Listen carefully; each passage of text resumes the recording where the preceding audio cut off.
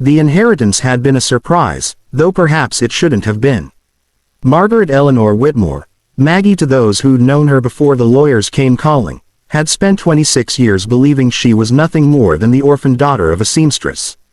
The boarding house in Boston where she'd grown up smelled of boiled cabbage and broken dreams, and she'd learned early that belonging was something other people did.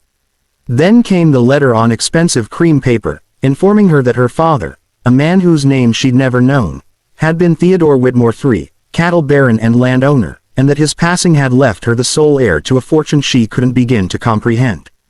There was land in Montana, the lawyer said, investments, property, and obligations she was expected to fulfill.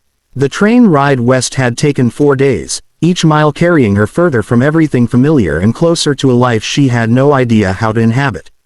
She'd watched the cities give way to towns, then to settlements, and finally to endless stretches of golden grassland beneath skies so vast they made her feel like she might disappear entirely. Maybe that would be easier, she'd thought. Just vanish into all that space where no one knew her and no one expected anything. The ranch was called the Double W, 15,000 acres of rolling prairie and timber stands, with a main house that looked like it had been transported from a southern plantation and dropped incongruously into the Montana wilderness. White columns, broad porches, rooms upon rooms that echoed with her solitary footsteps. The staff had greeted her with a cool politeness that made her feel like an imposter in her own home. Which was exactly what she was. Your father was a great man, Miss Whitmore, the housekeeper had said, her tone suggesting that remaining great in his absence would require more than Maggie possessed. For 3 months, she'd tried. She'd sat in the enormous study reviewing ledgers she barely understood, nodded through meetings with foremen and accountants, and eaten dinner alone at a table that could seat 20. The ranch ran itself, really, on the momentum of her father's legacy and the competence of the men he'd hired. She was a figurehead, a name on papers, a girl playing dress-up in a dead man's empire. She didn't belong here. She'd known it from the first day, and each subsequent sunrise only confirmed it. Then came the morning she'd found him in the stable, and everything began to shift in ways she couldn't have predicted. His name was Cole Brennan, and he'd been working the Double W for 8 years, since he was 20 years old. He was the lead horse trainer, though he seemed to do a bit of everything, mending fences, breaking colts, helping with the cattle drives. The other ranch hands deferred to him with an easy respect that spoke of competence rather than authority imposed from above. He belonged in this landscape the way a hawk belongs to the sky, natural and undeniable. Maggie had gone to the stables that morning because she couldn't bear another day in the suffocating house, surrounded by furniture too fine to use and portraits of stern-faced Whitmores who shared her blood but not her history. She'd needed air, space, something real. Cole had been working with a young mare, his voice low and steady as he ran his hands along her flank. The horse was skittish, dancing sideways, but he never raised his voice, never forced anything. He just kept talking, kept touching, kept being present until the mare's ears swiveled forward and her muscles began to relax. "You've got a gift for that," Maggie had said from the doorway. He'd turned, and she'd seen surprise flicker across his features before he touched the brim of his hat. "Miss Whitmore, didn't hear you come in. I'm good at not being noticed." Something in his expression had shifted then, an assessment that felt different from the way the others looked at her, not measuring her against her father's legacy, but seeing her as she actually was. "Reckon that's a choice more than a fact, ma'am." Over the following weeks, she'd found reasons to spend more time in the parts of the ranch where real work happened.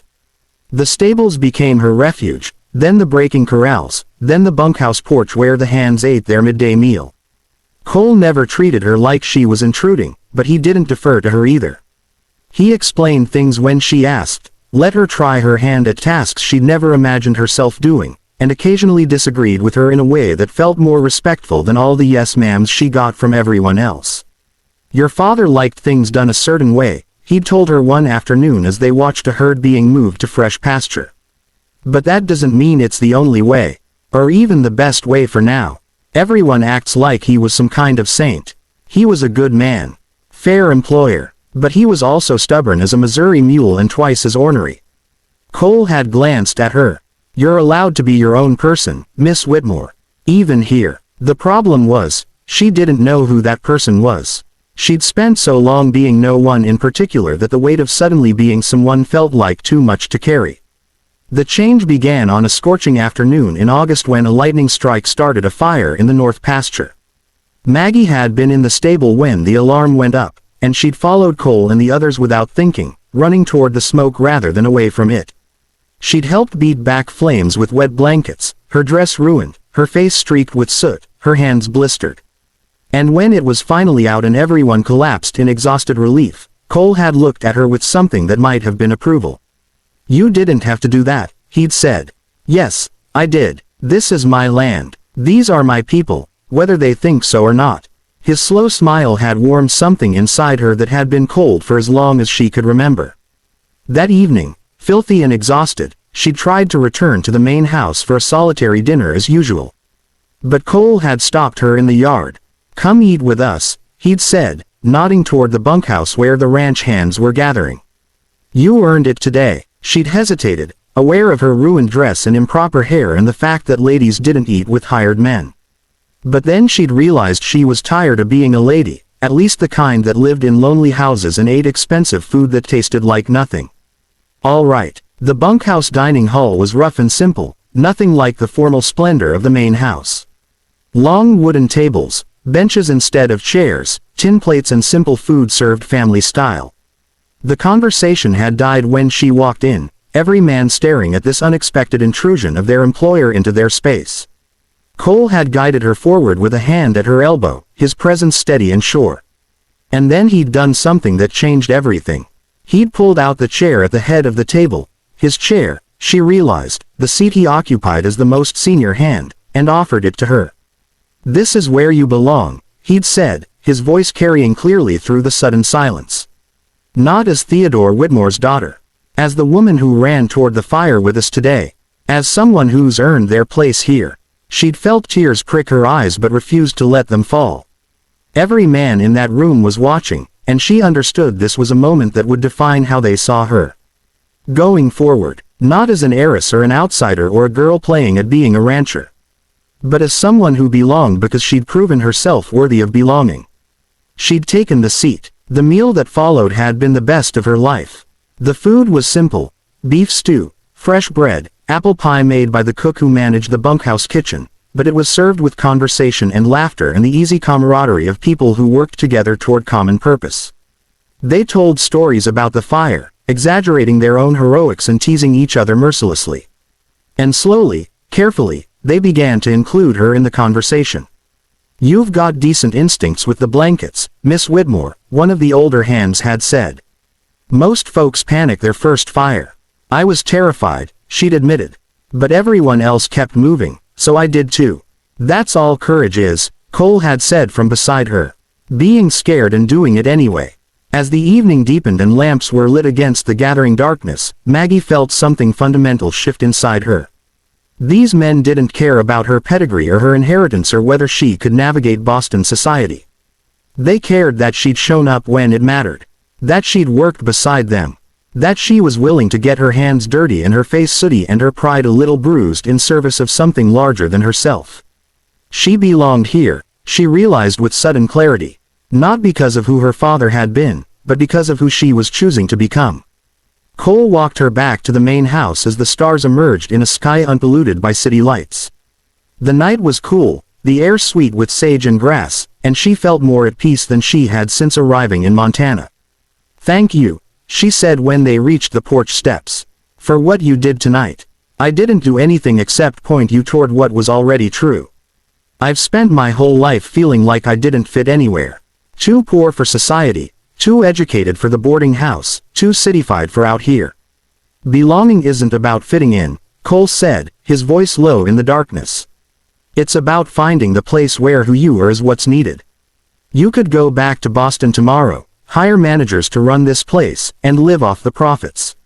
But you're still here. You're learning the land, the work, the people. That tells me everything I need to know about where you actually belong." She looked up at him, this man who'd somehow seen past all her defenses to the person underneath. "And you, where do you belong?" His smile was soft, genuine. "Right now, right here seems about perfect." In the months that followed, Maggie stopped trying to be Theodore Whitmore's daughter and started being herself. She learned to ride like the ranch required, long days in the saddle checking fence lines and water sources. She worked with Cole in the stables, developing an eye for good horseflesh and the patience to train difficult animals. She met with the foreman not as someone pretending to understand, but as someone willing to learn, and they responded to her honesty with respect. And every evening, more often than not, she ate dinner not in the echoing formal dining room but at the head of the bunkhouse table, where belonging was earned through showing up and doing the work and being part of something larger than any individual. Cole remained a steady presence, neither pushing for more than friendship nor retreating into formal distance. But there was something growing between them, acknowledged in glances that lingered and conversations that stretched late into the evening and the way her heart lifted whenever she heard his voice. The first snow came in October, and with it a question she could no longer avoid. "You'll stay for the winter?" Cole asked as they stood watching fat flakes drift down onto the prairie. "I'll stay," she said. And then, more certainly, "I'm home." He'd smiled then, the kind of smile that made her believe she'd finally found the place she'd been searching for all her life. Not because someone had given it to her through an inheritance, but because she'd claimed it through her own courage and work and willingness to become someone new. That evening, as she took her seat at the head of the table in the warm, lamplight bunkhouse, surrounded by people who'd become friends and perhaps even family, Maggie Whitmore finally understood what belonging meant. It wasn't about being perfect or fitting someone else's expectations. It was about finding the place where your presence mattered, where your contributions had value, where the person you were becoming was welcomed and celebrated. The cowboy who'd placed her at the head of his table had given her more than a seat. He'd given her permission to claim her place in the world, and she would spend the rest of her life grateful for it.